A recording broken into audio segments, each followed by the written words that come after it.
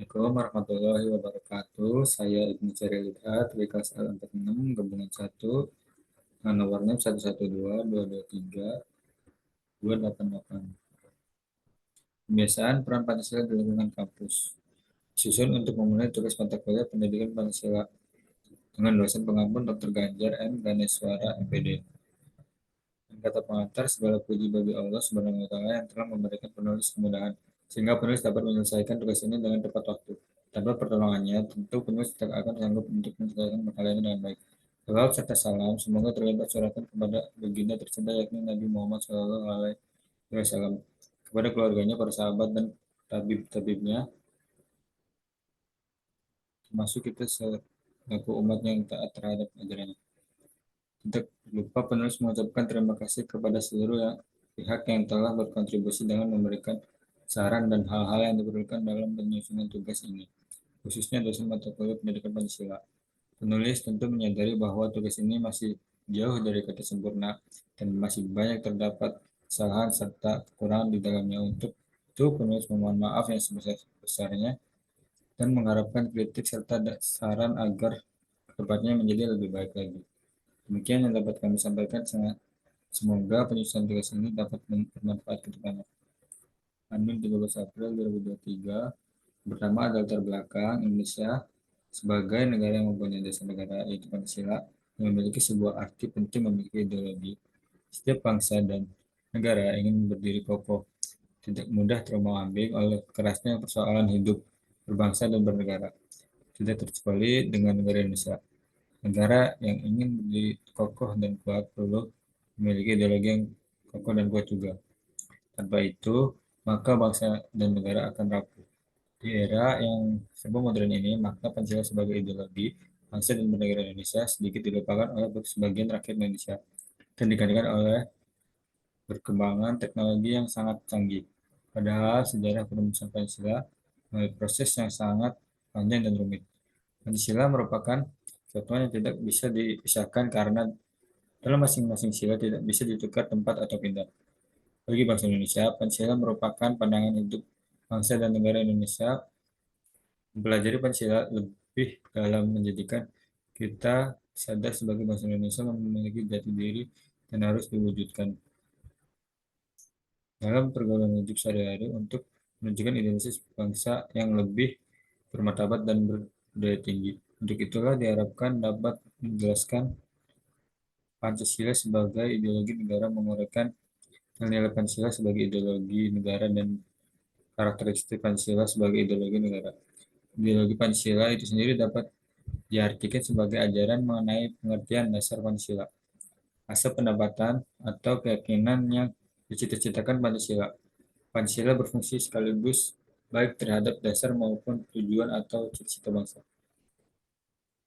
Penulis mengambil judul ini dikarenakan peran Pancasila sangat penting bagi para mahasiswa untuk menjadi sebuah sarana dalam mengerti, memahami, serta mendalami makna Pancasila sebagai kepribadian bangsa Indonesia. Yang kedua, ada rangkaian hasil analisa. Setelah dilakukan pengambilan data melalui kuesioner, dapat dilihat bahwa respon dan jawaban dari para responden cukup beragam. Akan tetapi melalui kuesioner ini dapat dilihat bahwa tingkat pemahaman dan tingkat dikatakan sangat baik meskipun belum menyeluruh. Ketika ada cara pengambilan data.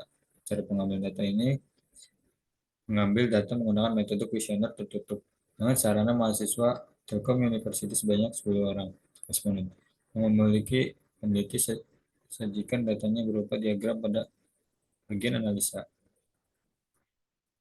Yang pertama ada bergaul tanpa membeda-bedakan agama dan saling menghormati. Dari diagram tersebut dapat kita lihat bahwa 60% mereka sangat sering bergaul tanpa membeda-bedakan agama dan saling menghormati. Sedangkan 30% lainnya hanya pernah sesekali dan 10% tidak pernah. Yang kedua, ikut berpartisipasi dan menolong sesama manusia jika terjadi kesulitan maupun mendapatkan musibah di lingkungan kampus. Kegiatan tersebut, 20% mereka sangat sering ikut berpartisipasi dalam menolong sesama manusia di lingkungan kampus. Sedangkan 60% lainnya hanya pernah sesekali.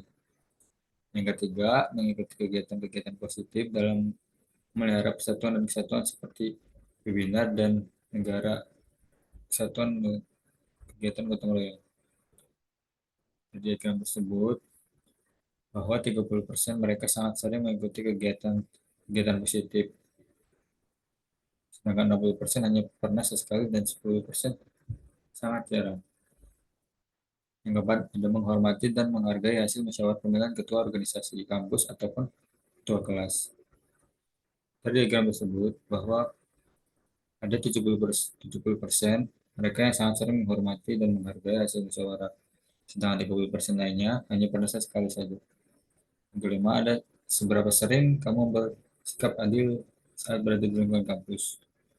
Dari diagram tersebut, bahwa 70% mereka sangat sering bersikap adil, 20% hanya pernah sesekali saja, dan 10% sangat jarang.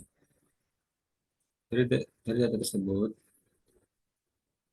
itu dapat kesimpulan berdasarkan penelitian yang telah dilakukan dengan menggunakan metode kuesioner tertutup dengan responden sebanyak 10 orang, dapat disimpulkan bahwa pembiasaan peran Pansel di lingkungan kampus sangat baik.